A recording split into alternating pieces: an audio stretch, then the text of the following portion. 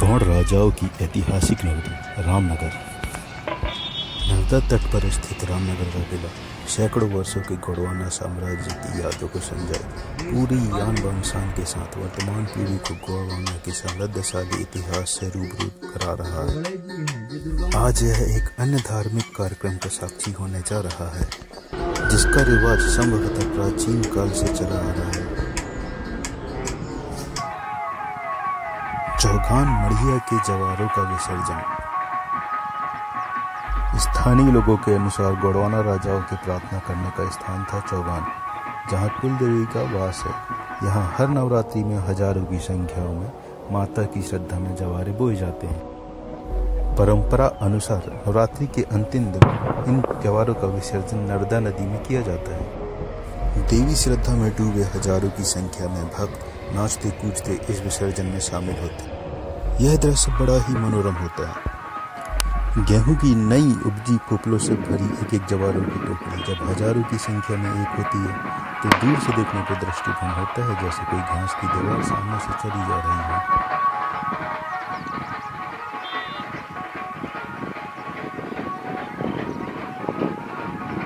आदिवासी जन समुदाय द्वारा इस धार्मिक अनुष्ठान को इतने अनुशासित ढंग से पूर्ण कराया जाता है, इसे देखना अपने आप में एक विशेष उपलब्धि कहा जा सकता है। इस दौरान एकत्रित हजारों श्रद्धालुओं के कारण बनी लाइन 2 किलोमीटर लंबी तक हो सकती है।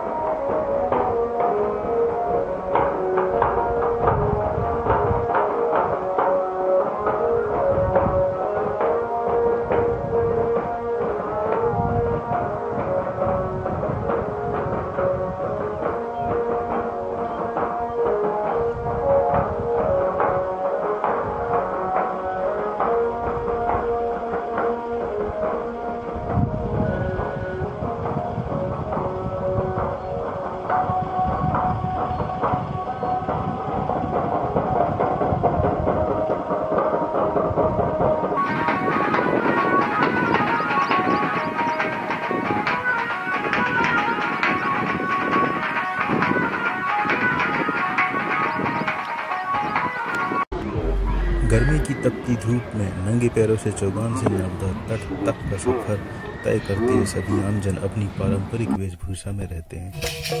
पुरुष सफेद धोती कुर्ता और साफा पहने हैं, जबकि महिलाएं सफेद वस्त्र और पारंपरिक वेशभूषा में रहती हैं। आसपास के सभी गांव के लोगों की सहभागिता से इतना बड़ा कार्यक्रम अपने अंतिम पड़ाव की ओर बढ़ रहा है।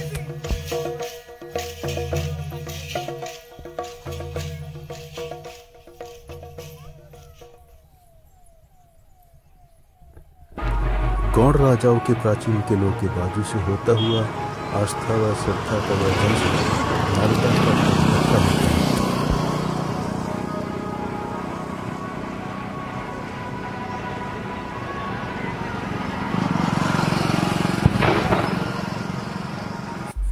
आप कल्पना कीजिए, जब राजा महाराजाओं का दौर रहा होगा, तब किले के किसी शाही कमरे के बालकनी में बैठा राजा अपनी प्रजा को ऐसे हर्षोल्लास में देखकर कितना खुश होता होगा।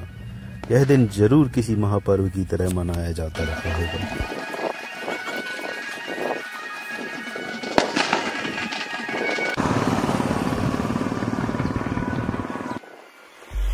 नर्मदा तट पर आते आते यह लंबी हरियाली वाली लाइन इस पूरी सूखी जमीन को हरियाली से भरने लगती है। चारों तरफ हरा ही हरा दिखाई देने लगता है।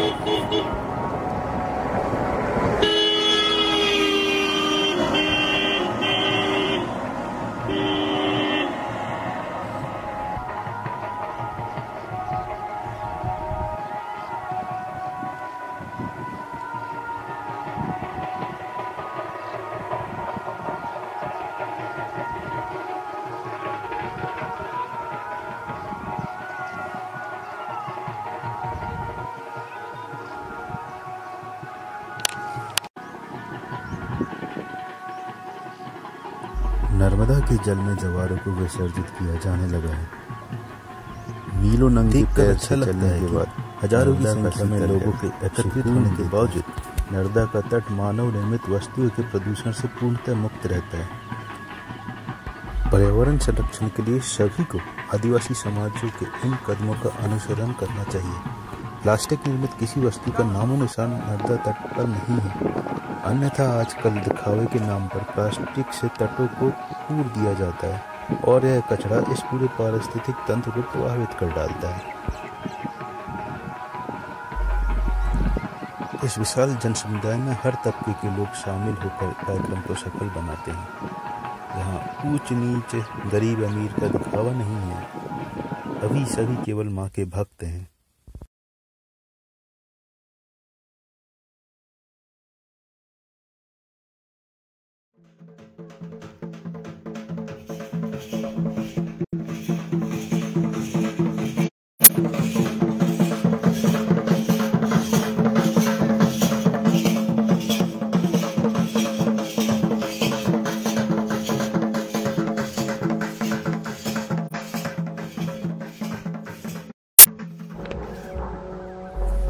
जब तक हम केवल एक हैं, हमारा कोई अस्तित्व नहीं रहता, पर जब हम सभी मिलकर हम हो जाते हैं तो हमारे अस्तित्व को नकारा नहीं जा सकता।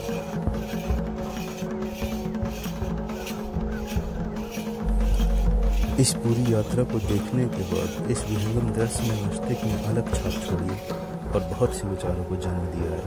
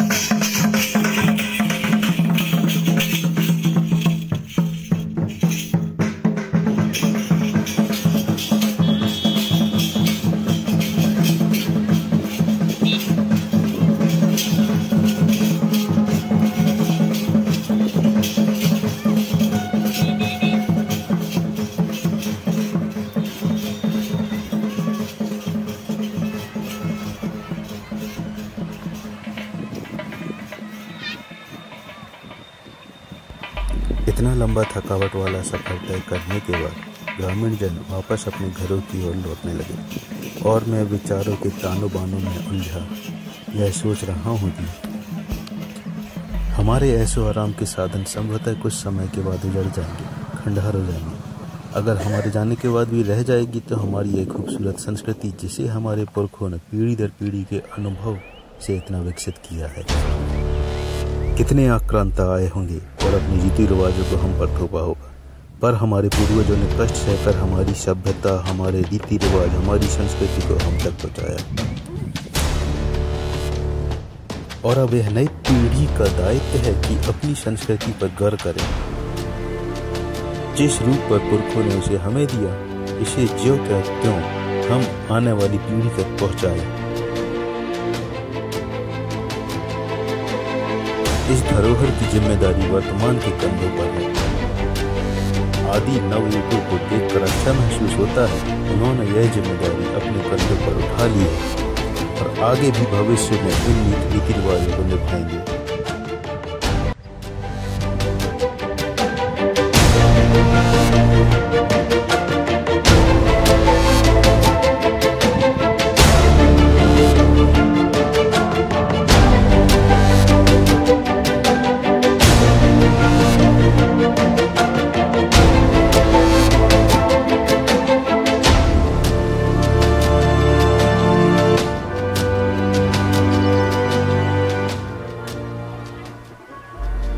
जल, जंगल और जमीन से जुड़कर उपजे जीवन को मेरा अभिनंदन।